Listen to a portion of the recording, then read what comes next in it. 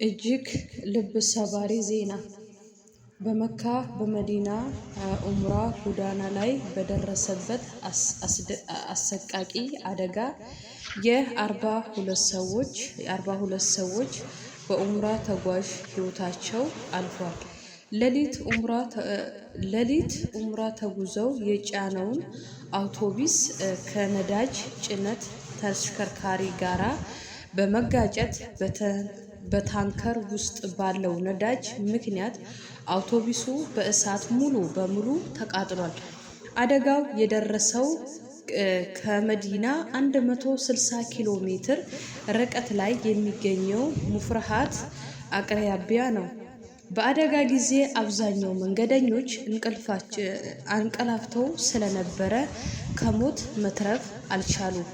አውቶቡሱ ውስጥ ከነበሩት ሰዎች አንድ ሰው ብቻ በህይወት ተርፎ ጉዳቱ ከባድ መሆኑ ተገልጿል። ሟቾቹ በከለላ 11 ሴቶችና 10 ህፃናት ሊኖሩ እንደሚችሉ እየተገለጸ ነው። ሆኖም በመጨረሻ የማንነት ማረጋገጫ በፎረንሲክ ምርመራ እስኪረጋገጥ ድረስ አይታወቅም። ይህ የክፉ ተከትሎ በሰፈሩ የደረሰው የመዲና ቡድኖች ባሉበት አስደንጋጭ ሁኔታ ልባቸው እንደተሰበረም ገልጸዋል። የሳዑዲ ቪሎ ዲፎንስ እና የቀይ ጨርቅ ባለስልጣናት የሬሳ ማንነት ስራውን ከአነዋሪዎቹ መንገድ ለብዙ ሰዓት ተዘግቶ ነበረ። ለሰው በሙሉ ከልብ የመጨነቅ ሀዘን እየተገለጸ ነው።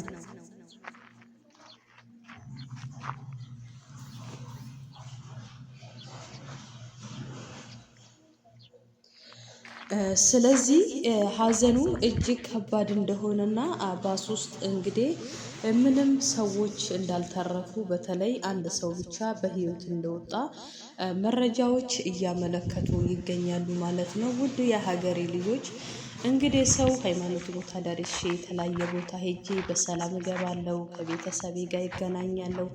ብቻ ምን ልበላችሁ ብዙ ነገር ምኞት አለው ማለት ነው። እንግዲህ ከዚህ ውስጥ እንግዲህ የተለያየ ሰዎች እንዳሉበት ነው። ስለዚህ ብቻ እኔ ልል የምችለው እግዚአብሔር አምላክ ወጥቶ ከመቅረት ከድንገተኛ አደጋ መድኃኔዓለም ይጠብቃል ነው።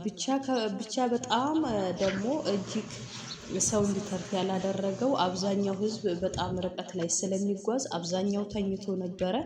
እንግዲህ ከዛ ውስጥ የአንድ ሰው ህይወት ተርፎ ብዙዎቹም ሊነቁም አልቻሉም። እንግዲህ አንዳንዴ ህልምም ይመስላል ሰው ተኝቶ የሞት ታናሽ እንቅልፍ ነው ይባላልና ከነዳጅ ታንከር ጋራ ነው እንግዲህ እየተጋጨው። ይሄ በተጋጨ ጊዜ እንግዲህ ወዲያው ነው ሙሉ በሙሉ ምስሉ ላይ እንደምታዩት የተቃጠለው ማለት ነው። እግዚአብሔር ከክፉ ነገር ይጠብቀን።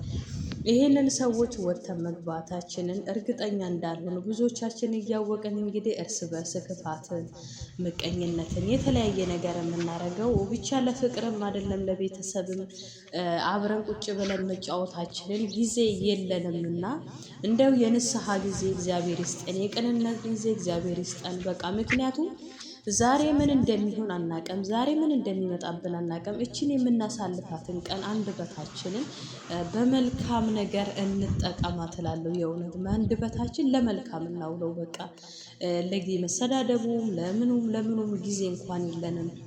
ሀገራችንን እንግዲህ ታላችሁ በምዕራብም በሰሜንም በደቡብም የተረጋጋ አይደለም። በአንዱ ከተማ አንዱ መሄድ አይችልም። እንደው ብቻ እግዚአብሔር ማስተዋሉ ሰጥቶ ወደ ቀልባችን ይመልሰን። በተለያዩ ሀገራትን ብታዩ ምንም ሰላም የለምና የሰላም ባለቤት እግዚአብሔር ነውና ወደ ልባችን ይመልሰን ነው የምለው። እኔ ሌላ ምንም ልል አልችልም። ወደ ልባችን ይመልሰን ነው የምለው። ብዙዎቹ እንግዲህ አሁን ላይ ሀዘናቸውን እየገለጹ ይገኛሉ። እንግዲህ ኢትዮጵያኖችም ይኖራሉ ብዬ አስባለሁ። ምክንያቱም የተለያየ የእምነት ትልቅ ቦታ ስለሆነ ወደ ከዛ ዑምራ ያደርጋሉ፣ ወደ መዲና ይሄዳሉ፣ ይጎበኙታል ገሯንና ስለዚህ ወጥቶ ከድንገተኛ አደጋ ወጥቶ ከመቅረት እግዚአብሔር አምላክ ይጠብቀን ከማይሆን ክፉ አደጋ ነው የምለውና እጅግ በጣም ሀዘኑ ከባድ ያደረገው እነኚህ ሁሉ 42 ህዝብ እንግዲህ ምንም አለመትረፉ ነውና እግዚአብሔር በቃችሁ ይበለን ነው የምለውና ሁላችሁም ጸሎት አድርጉ። የሞቱ ቤተሰብ ከላይ ፈጣሪ ነፍሳቸውን ይማር፣ የጀነቱን ይወፍቃቸው ላለው ቸር ሰንብቱ።